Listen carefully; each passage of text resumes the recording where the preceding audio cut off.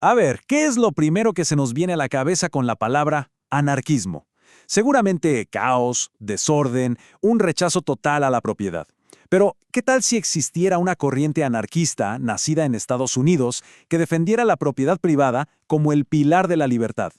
Hoy vamos a explorar una de las ideas más sorprendentes y olvidadas del pensamiento radical. Para que se hagan una idea de lo chocante que es esto, vamos a viajar en el tiempo. Imagínense, estamos en 1968. El mundo arde en protestas estudiantiles. Y un periodista del New York Times se da cuenta de algo clave. La bandera que más se ve ondear no es la roja del comunismo, sino la negra de la anarquía. Y sí, seamos sinceros, para la gran mayoría la palabra anarquía es sinónimo de desorden total, ¿no? Un ataque directo a la idea misma de tener algo propio. Bueno, agárrense, porque es justo acá donde la historia da un giro, pero un giro de 180 grados. Vamos a meternos de lleno en una tradición anarquista que tiene raíces profundas en Estados Unidos y que increíblemente no solo acepta la propiedad privada, sino que la defiende a capa y espada como la máxima garantía de libertad. Y aquí es donde vemos la gran división, ¿no? El cisma, por así decirlo, dentro del pensamiento anarquista. Por un lado está la escuela que casi todo mundo conoce, el anarcocomunismo, que ve la propiedad privada como la raíz de todos los males. Pero por el otro lado tenemos la tradición que vamos a explorar hoy, el anarquismo de propiedad, que dice todo lo contrario. Para ellos, la propiedad que se obtiene de forma justa es el escudo definitivo del individuo contra el poder. Ok, entonces, ¿de dónde salió esta idea tan fuera de lo común? Para encontrar el origen, tenemos que volver al siglo XIX y conocer a los pensadores que la fundaron con un principio que suena muy simple: trabajo por trabajo. El protagonista de esta primera parte de la historia es un hombre llamado Josiah Warren. Y ojo que Warren no era un simple teórico de escritorio, para nada. Con 27 años se metió de lleno en la comunidad experimental de New Harmony, un intento de crear una sociedad comunista ideal. Pero lo que veo ahí lo cambió todo. Se convenció de que el colectivismo simplemente aplastaba al individuo. Y de las cenizas de ese experimento que no funcionó, Warren sacó 3 principios que eran, para la época, revolucionarios. A ver, vamos por partes. Primero, la soberanía del individuo es sagrada, intocable. Segundo, el precio de algo tiene que basarse en el costo real del trabajo para producirlo, no en la especulación. Y tercero, y esto es clave, para que todo esto funcione se necesita un tipo de dinero completamente nuevo, uno basado en el tiempo y el esfuerzo. Y lo mejor es que Warren no se quedó solo en las ideas, lo llevó a la práctica. Abrió algo llamado la tienda del tiempo. Imagínense esto, los productos se vendían al costo. La ganancia de Warren no era en dinero, sino en el tiempo que le tomaba atender a un cliente. Si la venta duraba, digamos, 10 minutos, el cliente le pagaba con una nota de trabajo, que era una promesa de devolverle 10 minutos de su propio trabajo, ya fuera como carpintero, sastre o lo que sea. La base, el motor de todo este sistema, era la famosa teoría del valor trabajo. Una idea que hoy nos suena rarísima, ¿verdad? Básicamente que el valor real de las cosas no lo pone el mercado, la oferta y la demanda, sino la cantidad de esfuerzo humano, de sudor que se necesitó para crearlo. Los que vinieron después de Warren, gente como Benjamin Tucker, tomaron esta idea y la llevaron todavía más lejos.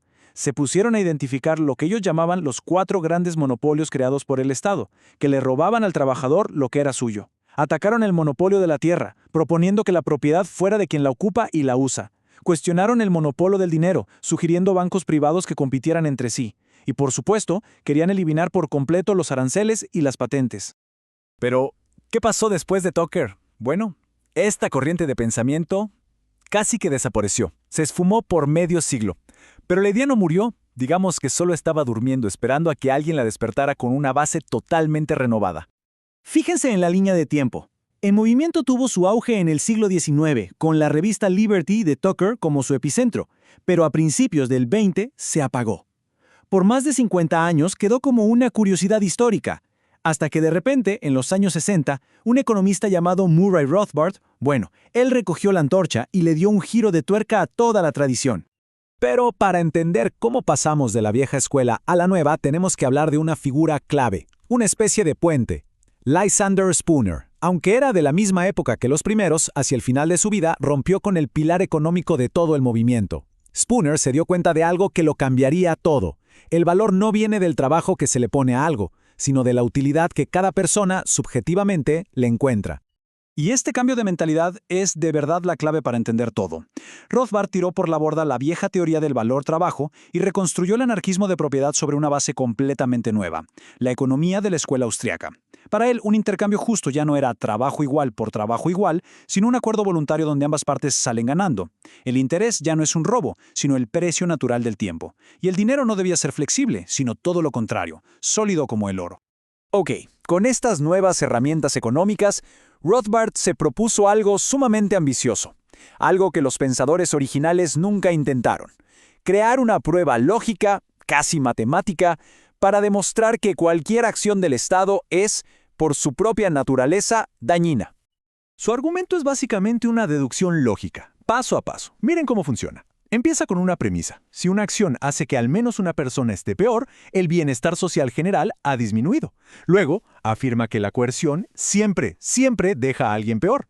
La conclusión de esa primera parte: todo acto coercitivo reduce el bienestar. Si a eso le sumamos que toda acción del Estado implica coerción, bueno, la conclusión final es inevitable. El Estado siempre reduce el bienestar social. Suena súper hermético, ¿no? Casi a prueba de balas, como una demostración matemática. Pero, ¿lo es realmente? Y es aquí donde los críticos encuentran una fisura. Una fisura sutil, pero importantísima. El argumento de Rothbard es muy bueno para demostrar que la coerción del Estado siempre daña el bienestar social. Lo que no demuestra es que la coerción sea la única cosa que puede dañarlo. Y claro, esto nos deja con una pregunta fundamental. En una sociedad totalmente sin Estado, ¿no podrían surgir otros problemas que, aunque no sean coercitivos, también perjudiquen a la sociedad? Pensemos, por ejemplo, en la contaminación o en el uso excesivo de recursos que son de todos.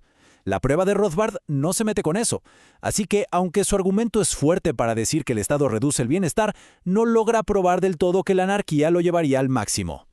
Bueno, entonces, después de este recorrido por una tradición de pensamiento pero tan particular, ¿qué nos queda? A ver, hemos visto cómo esta idea se fue transformando. Empezó con Josiah Warren y sus experimentos de intercambio basado en el costo del trabajo. Después, se convirtió en la cruzada de Tucker contra los monopolios creados por el Estado. Luego, un largo silencio, un vacío de medio siglo. Y finalmente fue reinventada por Rothbard, pero ya con las herramientas de la economía moderna y una filosofía de derechos naturales. Y todo esto nos lleva a una conclusión que es, como mínimo, sorprendente. Por más radical que suene esta idea, en el fondo está muy conectada con ideales muy estadounidenses: el individualismo, la autosuficiencia, esa desconfianza histórica hacia el poder centralizado. Como dice una de las fuentes que revisamos, el anarquismo de propiedad es tan estadounidense como el pastel de manzana. Increíble, ¿no? Así que para cerrar, nos queda una última pregunta. Más allá de si uno está de acuerdo o no con estas ideas, ¿qué nos puede enseñar hoy una tradición radical con más de 150 años de historia? ¿Qué nos dice sobre cómo vemos los mercados, los monopolios y el rol del Estado en nuestras vidas? Es una pregunta que, sin duda, da para pensar.